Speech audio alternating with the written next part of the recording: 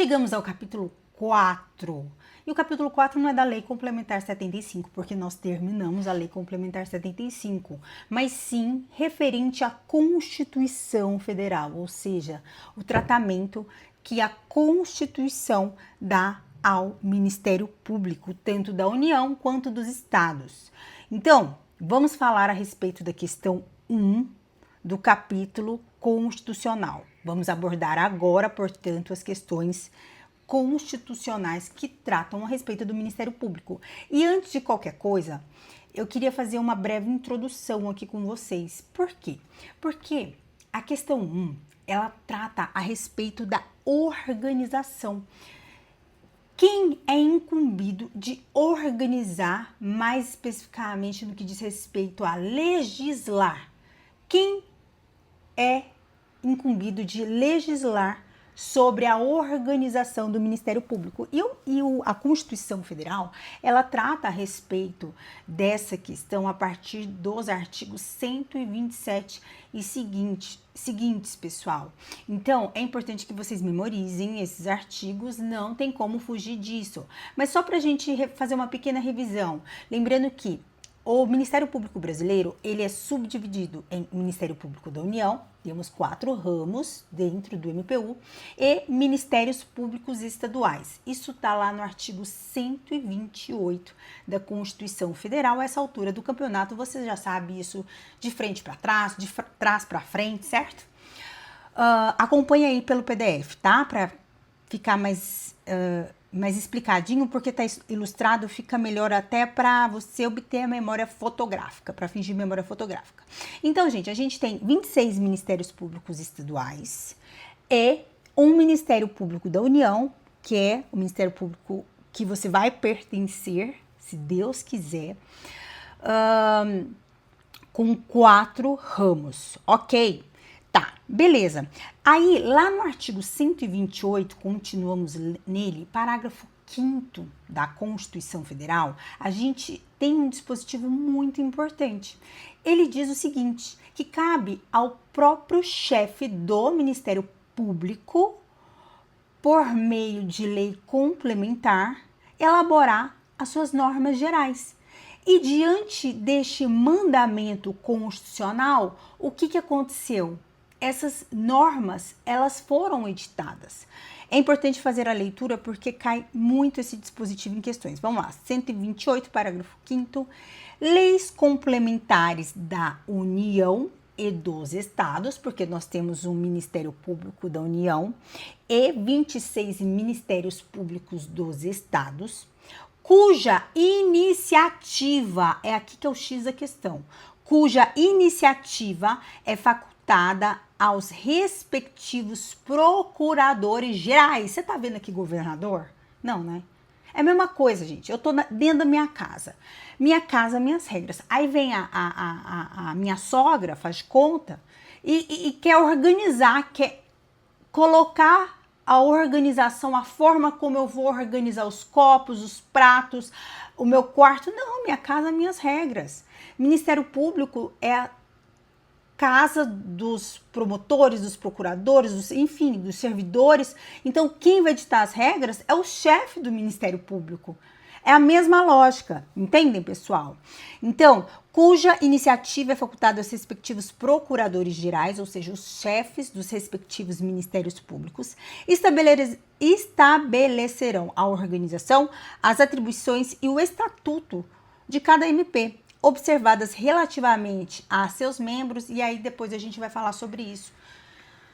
É um outro capítulo, enfim. Então, diante dessa imposição constitucional, foram editadas 2 leis, porque nós temos Ministério Público da União e Ministérios Públicos Estaduais.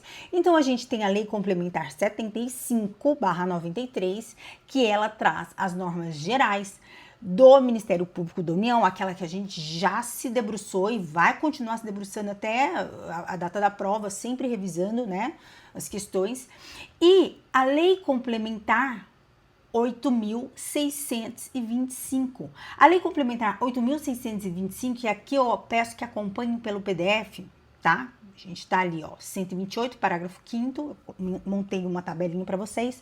Lei Complementar 75/93 e Lei 8.625/93. Qual a diferença das duas? É que a 75/93, ela disciplina as normas gerais no âmbito do MPU, e a 8.625/93 também, ela disciplina as normas gerais para os ministérios públicos estaduais. Só que nesse ponto eu tenho uma observação importante. A Lei 8.625 é uma norma geral para todos os ministérios públicos estaduais, mas cada ministério público estadual deverá elaborar sua própria lei complementar, que não poderá afrontar a Lei 8.625, porque ela é norma geral para todos os ministérios públicos estaduais. Beleza? Ai, Thaisa, eu devo estudar a fundo a Lei 8.625/93? Não, porque ela não está no nosso edital. Só que a parte constitucional você precisa saber, porque a parte constitucional está no seu edital, ainda que lá na Constituição Federal, ok? Então, pessoal, vamos lá. Aqui, depois com calma, você vai ler esses quadrinhos e a gente vai agora analisar cada assertiva. Letra A. Então, só voltando ao enunciado para fazer sentido a leitura das assertivas, o enunciado diz o seguinte, que o governador de um estado X consultou a sua assessoria a respeito da possibilidade de encaminhar uma proposta à Assembleia Legislativa visando a alteração da lei orgânica do Ministério Público daquele mesmo estado. E aí, a letra A diz o seguinte...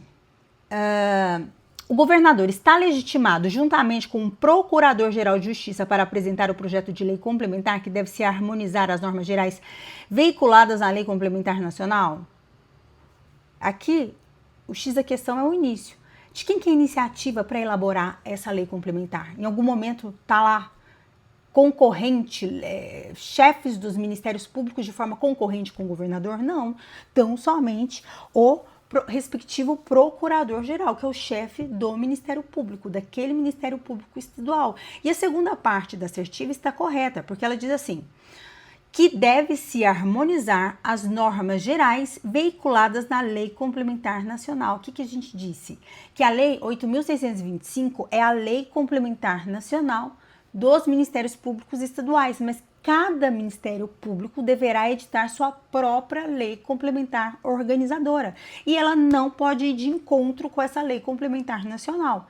Então, a letra A está errada porque a legitimidade é do procurador-geral do respectivo Ministério Público, ok? Letra B, está legitimado juntamente com o Procurador-Geral de Justiça, já está errado porque ele não está legitimado o governador, é só o Procurador-Geral de Justiça, para apresentar o projeto de lei complementar que deve se harmonizar as normas gerais veiculadas na lei ordinária. Dois erros aqui, vocês conseguem perceber esse segundo erro? Veiculadas na lei ordinária nacional. É lei ordinária? É lei, como que tá lá na Constituição? Lei complementar, tá? De qualquer modo, o que foi editada foi uma lei ordinária, é a Lei 8.625, mas a redação lá na Constituição é como? Vamos ler? Leis complementares da União e dos Estados, cuja iniciativa é facultada aos respectivos procuradores gerais, ok? Mas aqui, mais uma vez, o que pega é que a legitimidade é única e exclusiva do respectivo chefe do Ministério Público local, neste caso, ok? Letra C, não está legitimado, de modo que apenas o Procurador-Geral de Justiça pode apresentar o projeto de lei complementar que deve se harmonizar às normas gerais veiculadas na Lei Ordinária Nacional. Pessoal, deixa eu só fazer uma ressalva aqui. Perfeita essa assertiva, tá? É essa a correta.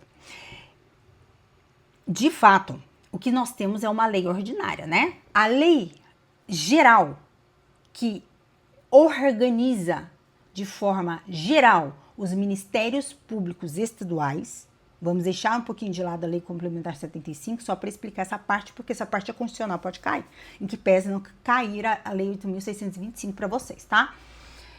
É uma lei ordinária, tá? É sim uma lei ordinária. Então, se a questão ela reproduzir o texto da Constituição, você vai lembrar que leis complementares da União e dos Estados, blá, blá, blá, blá, blá, blá, blá, blá, tá? Parágrafo 5º do artigo 128. Mas a lei geral dos ministérios públicos estaduais, aquela que vai ditar as regras gerais, é a lei 8.625, que é uma lei ordinária. Então, cada estado deverá editar uma lei complementar em que pese a lei geral ser uma lei ordinária para os MPs estaduais, tá? Porque nós sabemos que para o MPU é uma lei complementar 75. Deu para entender, pessoal? Então, temos a lei complementar 75 ao lado da lei 8.625. Só que a gente só tem um MPU, então é só a lei complementar 75. Nós não temos outras leis complementares para regulamentar cada ramo do MPU. Agora, nós temos 26 estados-membros.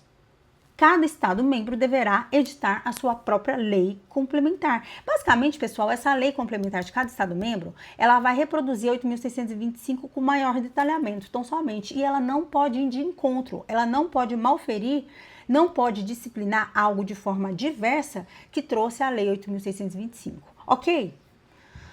Tá um pouquinho extenso, mas essa parte você tem que saber bem, ok? Qualquer dúvida que você porventura tiver, coloque aqui no campo próprio de dúvidas no comentário desse vídeo, beleza?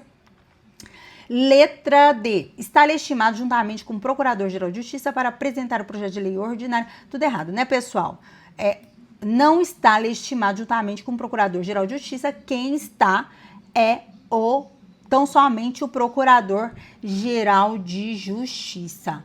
Não está legitimado de modo que apenas o Procurador-Geral de Justiça pode apresentar o projeto de lei ordinária que deve se harmonizar as normas gerais veiculadas na Lei Ordinária Nacional. Vocês estão vendo que eles estão fazendo um peguinha também com lei ordinária e lei complementar. Então, a lei nacional é uma lei ordinária, 8.625.